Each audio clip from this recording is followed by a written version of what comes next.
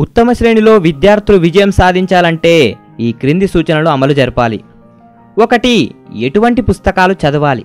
Text పుస్తకాలతో పాటు ఆయా విషయాల మీద పరిశోధన చేసిన రచయితలు రాసిన ఉత్తమ గ్రంథాలు కూడా చదవాలి. వారి విషయ పరిజ్ఞానము, అభిప్రాయాలు ఏ కోణాల నుండి విషయాన్ని విశ్లేషించారో ఆ విధానాలని పరిశీలించాలి. దీనివలన ఆయా విషయాలపై ఎక్కువ అధికారం లభిస్తుంది. ఇకపోతే ఎలా చదవాలి? విద్యార్థులు పరిశీలన దృష్టితో పాఠ్యాంశాలను చదవాలి. ముఖ్యమైన అంశాలను అండర్లైన్ చేసుకుంటూ చదవాలి. అలా కాకపోతే ముఖ్యమైన అంశాలను ఒక క్రమంలో వరుసగా వ్రాసుకొని లిస్టు తయారు చేసుకోవాలి. వ్యాసంలోనే ఒక్కొక్క పేరాకి ఎదురుగా మార్జిన్లో ఆ పేరాకు సంబంధించిన ముఖ్యాంశాన్ని సంక్షిప్తంగా నోట్ చేసుకోవాలి. అర్థం కాని విషయానికి ఎదురుగా మార్జిన్లో ప్రశ్నార్థక చిహ్నాల్ని పెట్టుకోవాలి. చదువుకునేటప్పుడు ఏకాగ్రతతో చదవాలి. కళ్ళు అక్షరాల వెంట, మనసు మరొక దాని వెంట పరిగెత్తకూడదు. పాఠ్యాంశాలకు సంబంధించిన వ్యాసాలు, ఫోటోలు వివిధ పత్రికల నుండి సేకరించుకోవాలి. కొన్ని పుస్తకాలలో ప్రతి అధ్యయనానికి ముందు కానీ చివర కానీ దాని సంగ్రహ రూపం ఇస్తారు. దాన్ని చదివి బాగా జ్ఞాపకం పెట్టుకోవాలి.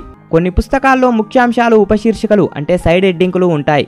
ఈ విధంగా ముందు జిస్ట్ కానీ సైడ్ హెడ్డింగులు కానీ ఒకసారి చదవడం వలన చదవబోయే విషయం ఏమిటో స్థూలంగా అవగాహన అవుతుంది. ఇలా చదివేటప్పుడు కొన్ని సందేహాలు, ప్రశ్నలు ఉదయించవచ్చును. పుస్తకం చదవడం ద్వారా వీటికి సమాధానం దొరుకుతుంది. ఇకపోతే ఎటువంటి సమయాల్లో చదవాలి? ప్రభాత సమయం అధ్యయనానికి అనువైంది. క్లిష్టమైన విషయాలు తెల్లవారుజామున చదివితే త్వరగా గ్రహించగలుగుతారు. రాత్రులు నిద్రపోకుండా పరీక్షల కోసం చదవటం మంచిది కాదు. ఉదయం లేదా పగలు చదువుకు వినియోగించి కనీసం రోజుకు 6 గంటలైనా నిద్రపోవాలి. భోజనం చేసిన వెంటనే చదవటం మంచిది కాదు. మత్తుగా అలసటగా ఉంటుంది కాబట్టి ఒక అర్ధగంట అయినా భోజనానంతరం విశ్రాంతి తీసుకుంటే మంచిది. సాయంకాల సమయం వృధాగా తిరగడంతో గడపడానికి గ్రంథాలయాలకు వెళ్ళి వార్తాపత్రికలు మొదలైనవి చదవడం మంచిది. ఇకపోతే ఎటువంటి ప్రదేశాల్లో చదవాలి? మనస్సు చంచలమైనది. మనస్సు కోతిలాగా ఒక విషయం నుండి మరొక విషయంలోకి కుప్పిగంతులు వేస్తుంది. మనస్సును ఒకే విషయంపై దృష్టి నిలుపుకోవడం చాలా కష్టం.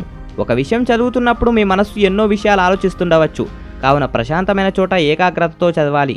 ఒకే గది లేదా ఒకే ప్రదేశంలో కూర్చొని చదవటం ఏకాగ్రత కుదరడానికి దోహదం చేస్తుంది. ఈ విధంగా చదివితే ఉత్తమ శ్రేణిలో విద్యార్థులు విజయం సాధించవచ్చు.